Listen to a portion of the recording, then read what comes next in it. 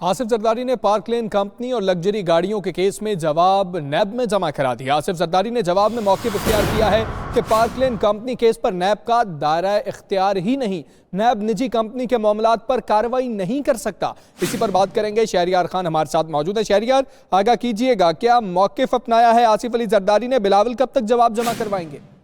जी बिल्कुल, जो peoples party ज़राए के मुताबिक पार्थिनॉन कंपनी और पार्क लेन के हवाले से जो जवाब जमा कराया है उसमें ये मौक़िफ़ इख्तियार किया गया है कि नैब जो है एक निजी कंपनी पर जो है उसका दायरा इख्तियार ही नहीं है और पार्थिनॉन कंपनी को नेशनल बैंक के 1.5 अरब रुपए के कर्जे का उन्हें इल्म नहीं है।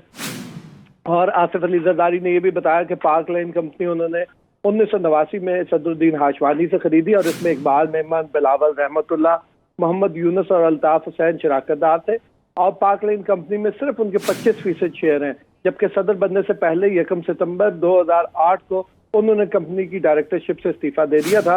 ताहम उन्होंने ये भी वादे किया है कि उनका और बिलावल भुट्टो का। ठीक है, आसिफ जरदारी ने जवाब जमा करवा दिया है। शहरियार, आपका शुक्रिया।